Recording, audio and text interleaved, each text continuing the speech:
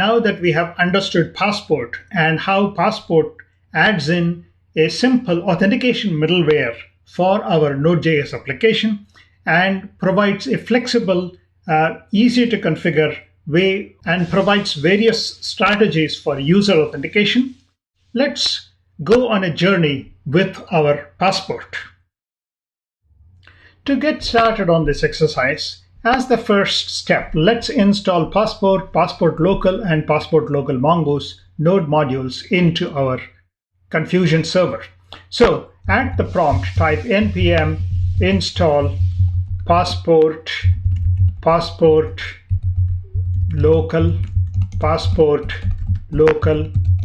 mongoose --save and install these three modules.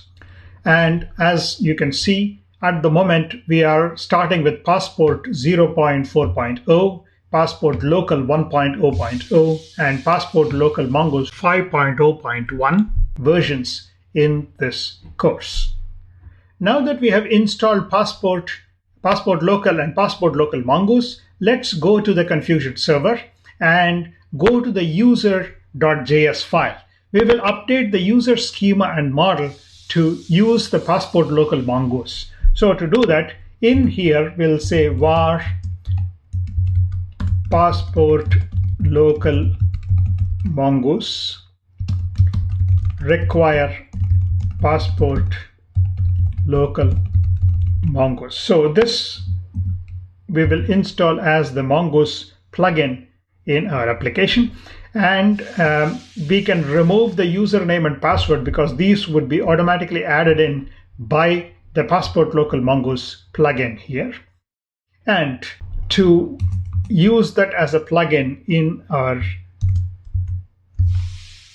Mongoose schema and model, we'll say user plugin and Passport Local Mongoose. So this will automatically, as I said, add in support for username and hashed storage of the password using the hash and salt, and add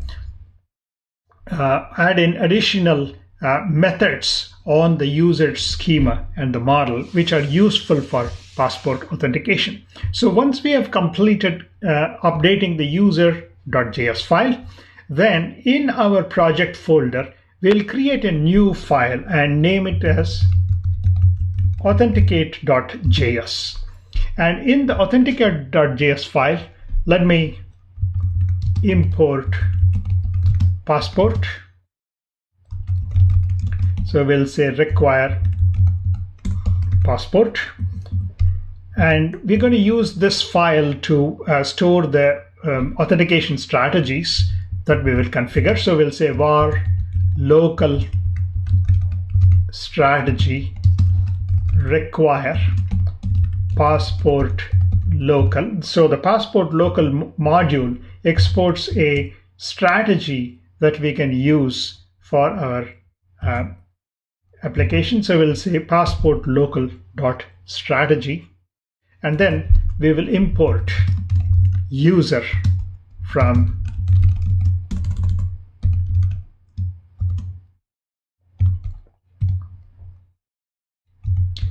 models user.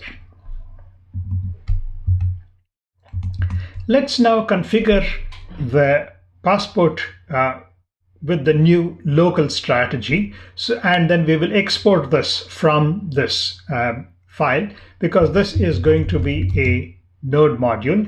So we'll say exports local, and we'll say Passport, and you can see that the Passport supports the various methods here. So we'll say Passport use, and we'll say new local strategy, and then this is where the functions that are supported by the Passport Local Mongoose comes to our help. So the local strategy will need to be supplied with a verify function. Inside this verify function, we will verify the user. This verify function will be called with the username and password that Passport will extract from our incoming request. Now, in the incoming request for the local strategy, the username and password should be supplied in the body of the message in the form of a JSON string. So we're going to, again, because we are doing body parser, so that will be added into the body of the message, and then from there, Passport will retrieve that and then use that and supply the username and password as parameters to the verify function that we will supply to the local strategy. Since we are using Passport Mongoose plugin, the Mongoose plugin itself adds this function called user.authenticate. So it adds this method to the user schema and the model, so that we are going to supply that as the function that will provide the authentication for the local strategy.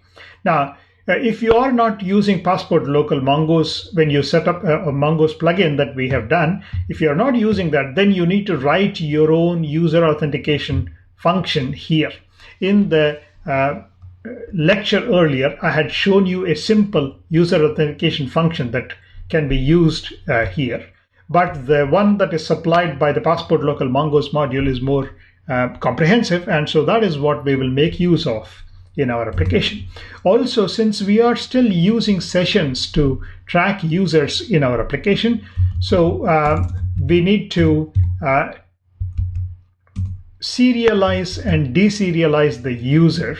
So this basically takes the user information. Now recall that the Passport Authenticate will mount the rec.user or the user property to the request message, and so that user information will be serialized and deserialized by using this saying user serialize user, and Passport deserialize user also will say user deserialize user. These two functions, the serialize user and deserialize user, are provided on the user schema and model by the use of the Passport Local Mongoose plugin here. So this will take care of whatever is required for our support for sessions in Passport. So once we have completed this update to the authenticate.js file, this file will be required wherever it is needed for us to use in our authentication. Next, going to the users.js file. In the users.js file, we will first import Passport. So we'll say var passport require passport. And then because we are using the Passport Local Mongoose plugin, the Mongoose plugin itself supplies some methods that are useful for us to use in the sign-up process and in the login process. So going down to the router post here, the Mongoose plugin provides us with a method called register on the user schema and model. So we'll say user register, and this will be turned into saying new user. And this new user is the first parameter that the register takes. And the second parameter is the rec body password. So the password, which comes in as a second parameter in the body of the message. So recall that the username and password are passed in when you sign up in the body of the message. Now, in this case, this will result in a callback function supplying error and the user as the two callback values here. And unfortunately, this then doesn't work in this case. So I will have to cut this out from here and then instead handle that inside this callback method here. So let me just indent this so that it's more easier to see the code here. So we'll say user register, and the first parameter is a new user created with the username supplied here. And the second parameter is the password. And then the resulting is this callback function that will be called will saying error user here. And in this case, we have to edit the code a little bit here. So in the first part, we'll say if error, then they will have to explicitly send back the reply. So I'm just going to copy these two here. So we'll say if error,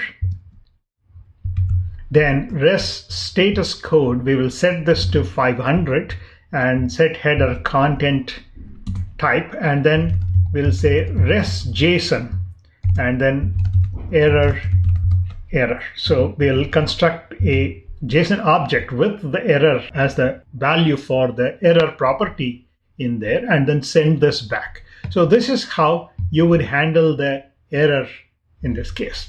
Otherwise, what we do here is that we'll say passport authenticate local. So we are going to use passport to authenticate the user again. So we'll say passport authenticate local. To ensure that the user registration was successful, we'll try to authenticate the same user that we just registered. And here we'll say rec res, and this will return as a third value the function inside which we're going to send back the reply to our client. So we'll say, let me remove this and then add it in here.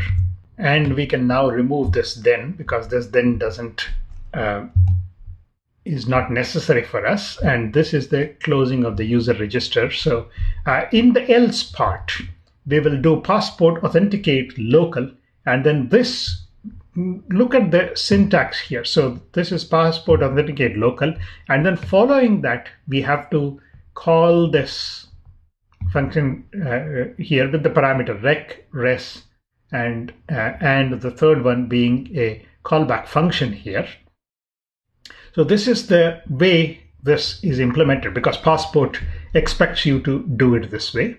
And in here we'll say rec res status code is 200, set header content application JSON, and then we'll say res JSON status registration successful, and will not pass the user value here. Instead, what I will do is I will set a flag called success here to true here.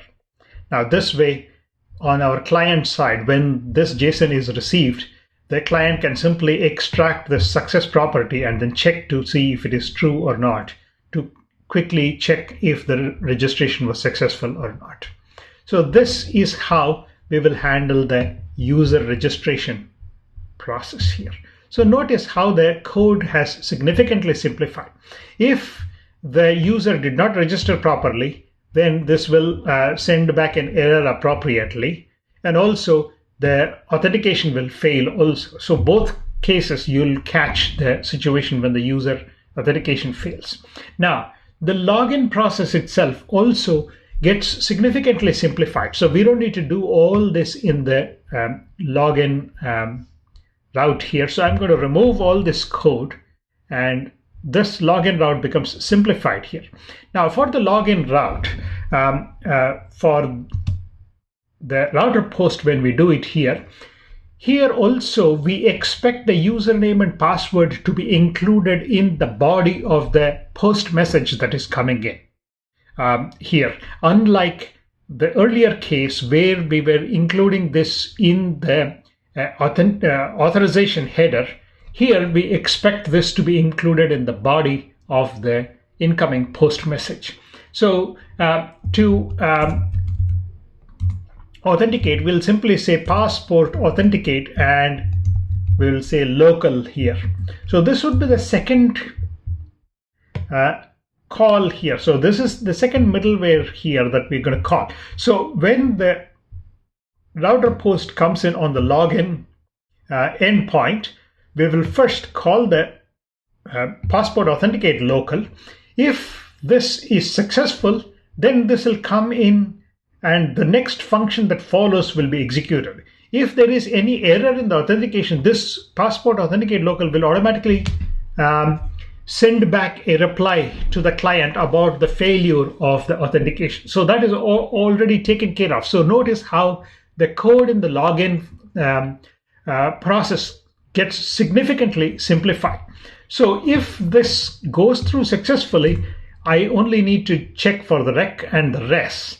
And in here, what I will do is I will simply send back a message to the client side with this information in here.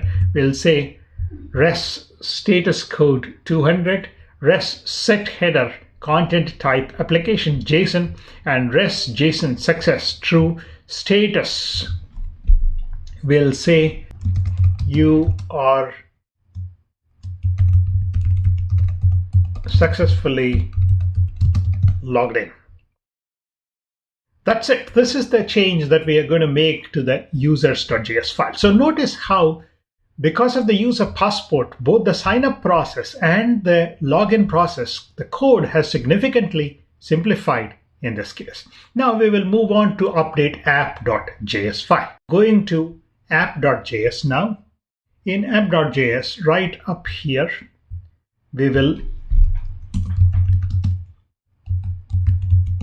import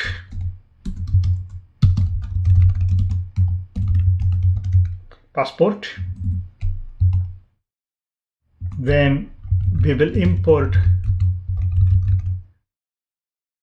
the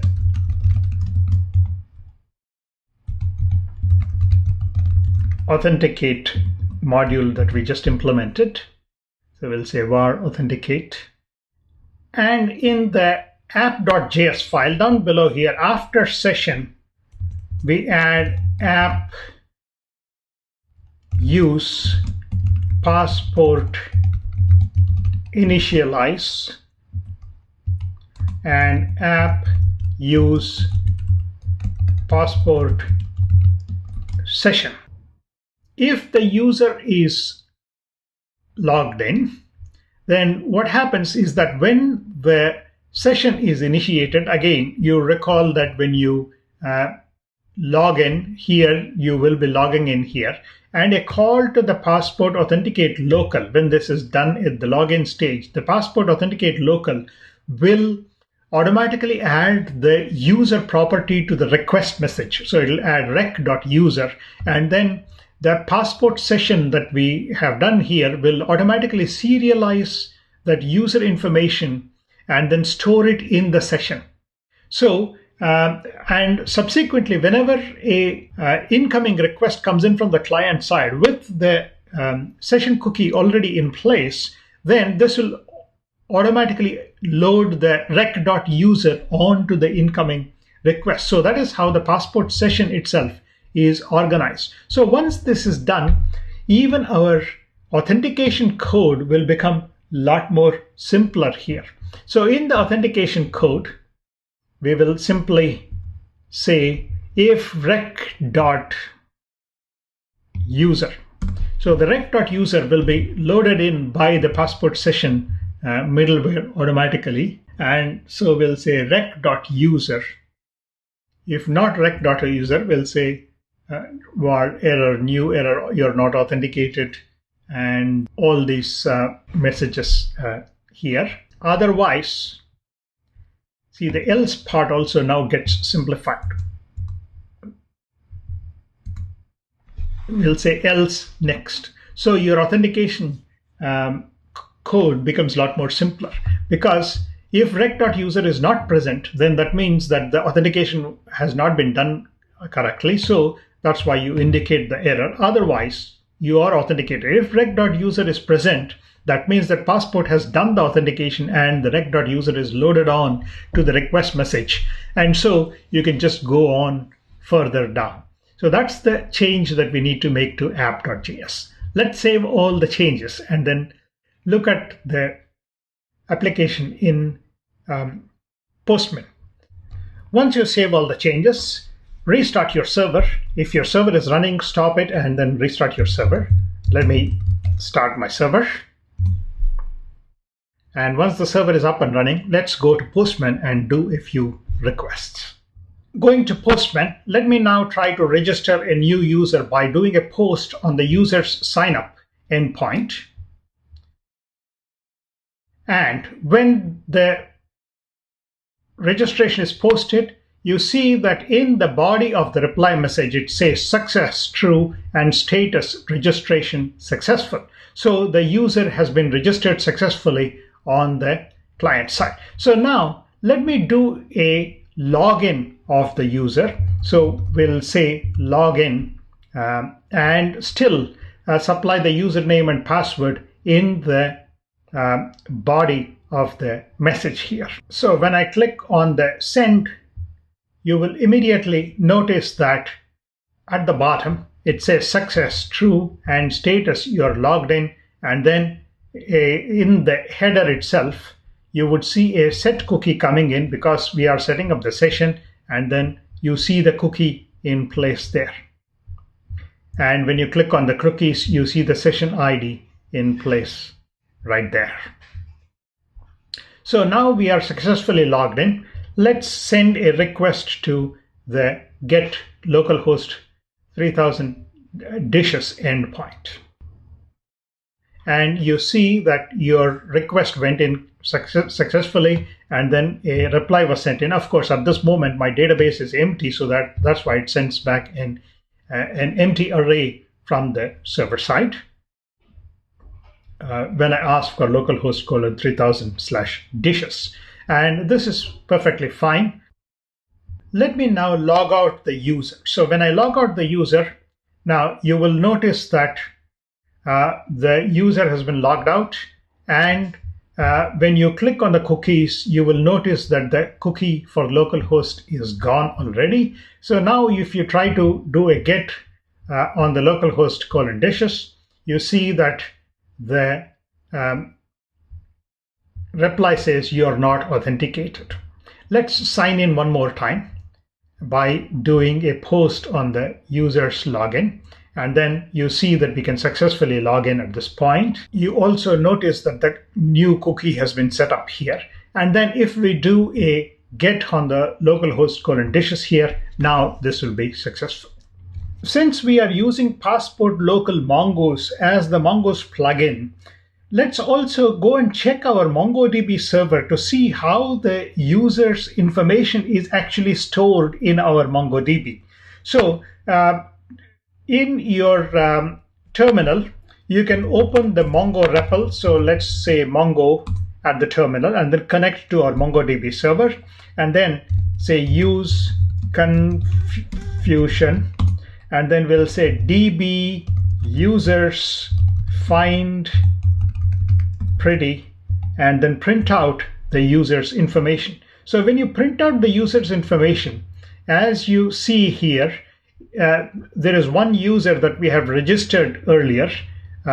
And so you see that the user's record contains the object ID, and then the username down below here, and the admin flag, which is false. And then also notice that instead of storing the password itself, what the Mongoose Passport Local Mongoose plugin does is it stores a salt value here and a hash value here. Now, what Mongoose plugin does is that it will use this salt as a way of encrypting the password and then store the hashed password in this hash field here. So when you try to log in, it will apply the same transformation to the incoming password and then try to match it with this hash value that is stored here. So you can see that in the database itself, the password is not directly stored. Instead, the hashed value of the password, which is hashed using the salt key here that we see here, is stored in the record there. So that is how the Passport Local Mongoose plugin enables us to store the user information within our database. With this quick understanding of how Passport Local and Passport Local Mongoose help us to simplify the local strategy for username and password in our application. We complete this exercise. This is a good time for you to do a git commit with the message passport.